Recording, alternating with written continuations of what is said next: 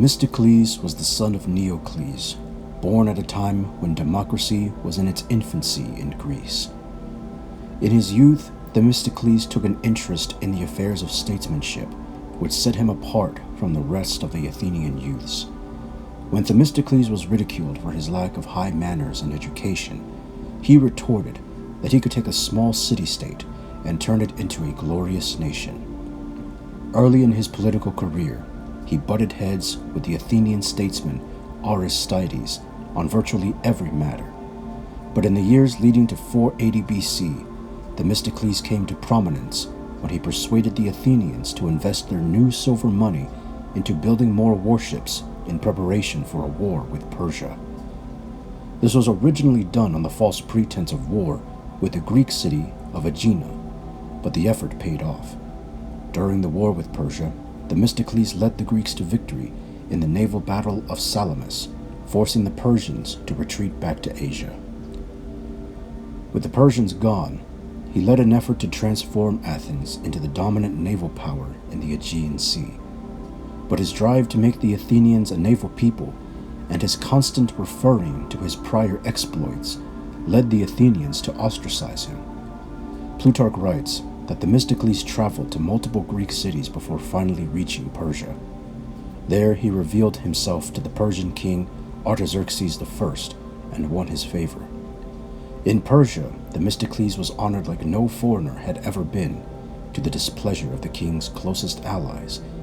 He even survived an assassination attempt by the satrap Epixius.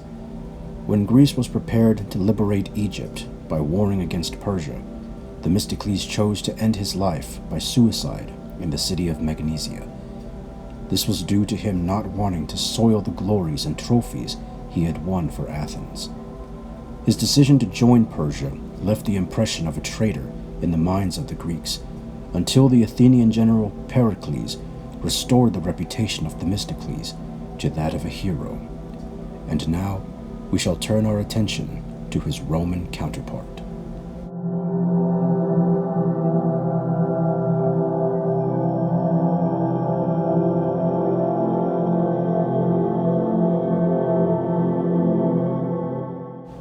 The family of Marcus Furius Camillus can be traced back to the city of Tusculum.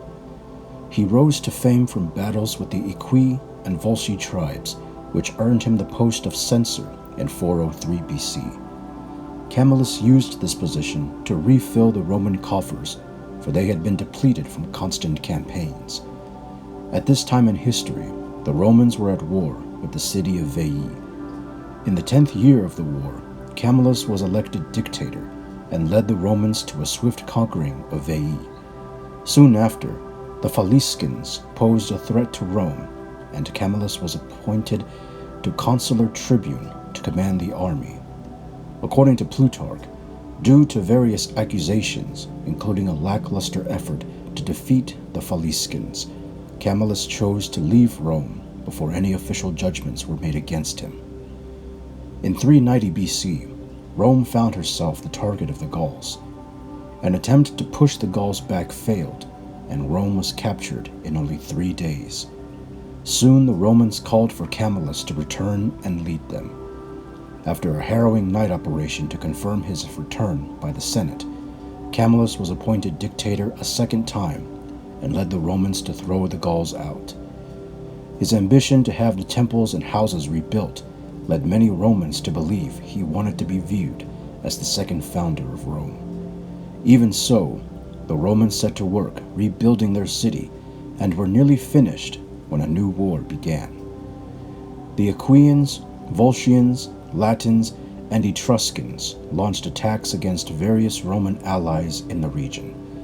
Camillus was appointed dictator a third time and once again stamped out the enemies of Rome. In total, Camillus served as dictator 5 times, as consular tribune 6 times, and won 4 triumphs for his effort. He continued to serve Rome into the 360s, where he oversaw major political reforms regarding the cursus honorum. Going forward, Rome would pick 1 patrician and 1 plebeian to serve as joint consuls. In 365 BC, a plague struck Rome, and Camillus was among the fatalities, Plutarch notes that the Romans regretted his death more than all others taken by the plague.